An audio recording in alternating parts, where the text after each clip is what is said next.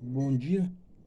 A respeito de Atos dos Apóstolos, capítulo 4, versículo 32 a 37.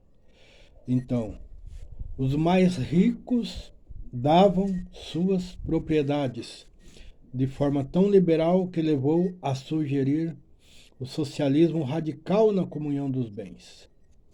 Ponto. Tudo era feito voluntariamente nesta igreja pentecostal. Ninguém era compelido pela lei ou pela exigência dos pobres em tomar as propriedades dos ricos. Os ricos davam voluntariamente.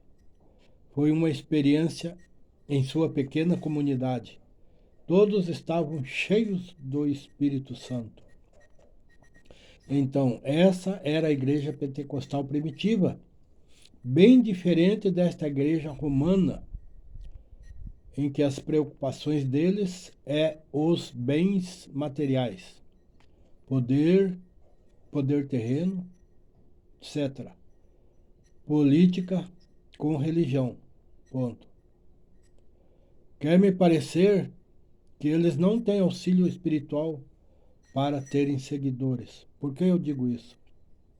Tive a oportunidade de ouvir os vídeos do Frei Tiago.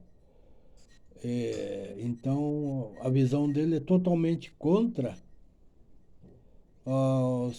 as manifestações dos dons espirituais. Está aí na internet. É só ouvir o vídeo dele. Ele é contra os dons, certo? Ele não pratica os dons espirituais. Isso é a tese dele, né? Quer me parecer que então isso aí não me parece que é unânime, certo? Eles não têm auxílio espiritual para ter seguidores. Quer dizer, esta também frase aqui, ela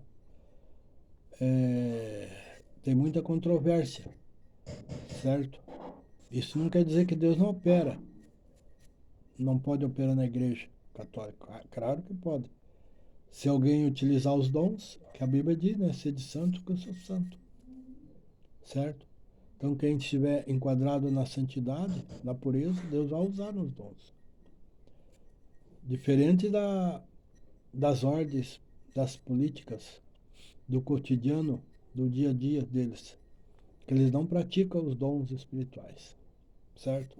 As pessoas morrem, não recebem, elas padecem, não recebem a graça de Deus e a misericórdia através dos sinais que Cristo manifestou. Isso aí está registrado no YouTube, no vídeo do Frei Tiago, certo? Não me lembro se é a respeito do Espírito Santo, que ele fez um vídeo, e outros aí, tá bom? Só caçar isso aí na internet, que está provado que os dons, eles não dão lado para os dons. Bom, a igreja pentecostal primitiva não tinha faltas. Não tinha falta, era completa os dons. Era poderosa na fé, no testemunho, puro em seu caráter e abundante no amor. Bem, eu falei aqui mais da Igreja Católica, Igreja Romana, porque eu creio que ela não resiste às críticas, certo? Tudo é possível, certo? Deus, Deus pode operar na Igreja Católica. Até há uma profecia na YouTube que haveria um avivamento na Igreja Católica.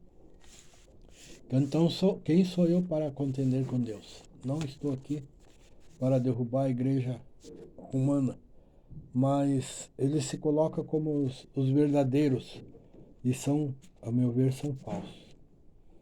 Poderia falar de outras igrejas aqui, mas porque a Igreja Romana é a que mais está contendendo, querendo se tornarem, vamos dizer assim, o monopólio religioso no mundo, ter um monopólio, certo? Só até aqui, para não falar muito. Eu vou continuar depois no assunto aqui. Continuando, em cada era, a igreja tem sido governada pela hierarquia, um sacerdócio, uma sucessão apostólica. Nenhuma era agiu diferente. Cada uma vinculou-se à organização e pôs o governo sobre homens e confiou a igreja a esse governo. Entenda aqui, igreja romana. Entenderam? Se as pessoas ousassem se levantar, eram brutalmente suprimidas e expulsas. Suprimidas aqui quer dizer eliminadas. Né? A igreja, então, é uma igreja casada com o Estado. Vamos lá em Judas, capítulo. Judas diz que não tem o Espírito. Judas capítulo 1, versículos 17 a 19. Diz assim, ó. 17. Mas vós, amados, lembrai-vos das palavras que vos foram preditas pelos apóstolos de nosso Senhor Jesus Cristo. 18.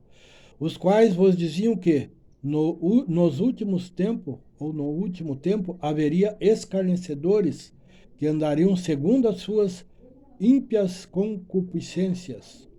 19. Estes são os que causam divisões sensuais, que não têm o Espírito. Entenderam? Então, os filhos de Deus são nascidos do Espírito.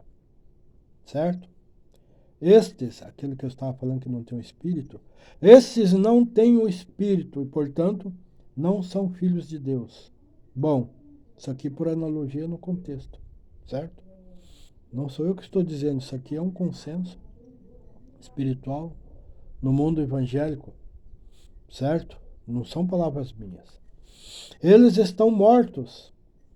Eles são filhos da organização. E falta os verdadeiros frutos. Entenderam? Eles estão edificados sobre seus próprios credos, dogmas e doutrinas. E a verdade não está neles, porque têm tomado seus próprios conselhos acima da palavra de Deus. Um remédio para se curar isso aí é utilizar os dons espirituais. Seria utilizar as ferramentas que Cristo enviou para os homens utilizar para abater as trevas. Ou seja, atuar no espírito, nos dons espirituais na fé. Entenderam? Isso não quer dizer que a igreja, por causa desses dogmas, essas coisas erradas aí, tudo bem, isso aí é coisa errada. Então a maneira de vencer isso é os dons, praticar a verdadeira fé, certo? Daí não há como criticar, a própria Bíblia fala, né? Não há como haver vozes contrárias, vozes de repúdio contra a igreja romana. Mas a priori está aí, sacramentado. Uma igreja que não utiliza as verdadeiras ferramentas de Cristo.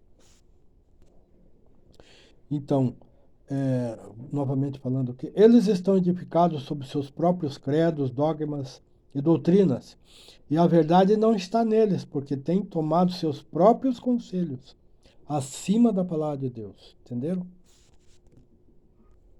Vou ler aqui Atos dos Apóstolos, capítulo 10, versículo 38, diz assim: Como Deus ungiu a Jesus de Nazaré com o Espírito Santo e com virtude, o qual andou fazendo bem e curando a todos os oprimidos do diabo, porque Deus era com ele, tá bom? Há por acaso alguém aí na igreja romana ungido com o Espírito Santo? Como Jesus foi ungido? Por acaso há alguém? Certo? Para libertar os oprimidos das garras de Satanás? São João, capítulo 6, versículo 37, diz assim: todo o que o Pai me dá virá a mim, e o que vem a mim, de maneira nenhuma o lançarei fora. Porque eu desci do céu não para fazer a minha vontade, mas a vontade daquele que me enviou. E a vontade do Pai que me enviou é esta: que nenhum de todos aqueles que me deu se perca, mas que eu ressuscite nos últimos dias. Entenderam? Mateus 10, versículo 8 diz assim: curai os enfermos, limpai os leprosos, ressuscitai os mortos, expulsai os demônios, de graça recebeste e de graça dai. Lá em Mateus 10, 38 diz assim: e quem não toma a sua cruz e não segue após mim, não é digno de mim. No livro de Mateus, no capítulo 10, também no versículo 1, diz assim: os 12 e a sua missão. E chamando os seus 12 discípulos, deu-lhes poder sobre os espíritos imundos, para os expulsarem e para curarem toda a enfermidade e todo o mal. No livro de São João, capítulo 8, versículo 12, diz assim: falou-lhes, pois, Jesus outra vez, dizendo: eu sou a luz do mundo, quem me segue não andará em trevas, mas terá a luz da vida. Continuando então, não é ajuntar-se a uma igreja que vale. A vida não está na igreja, a vida está em Cristo. E o testemunho é este, que Deus nos deu a vida eterna. E esta vida está em seu Filho. Quem tem o Filho tem a vida. Quem não tem o Filho não tem a vida. O homem é santificado pelo Espírito. É Jesus e Jesus somente. Ele estabelece os membros no corpo. Ele dota-os com os seus ministérios. Ele coloca os dons à disposição dela, a igreja, certo? Ele cuida dela, ele cuida da igreja e a dirige. Ela é sua propriedade exclusiva. Me parece que na igreja romana é o Papa que cuida da igreja, não é Jesus. Esta última opinião que eu falei é devido ao que está acontecendo hoje em dia com a Igreja Católica, certo? É uma coisa totalmente fora do espírito, certo?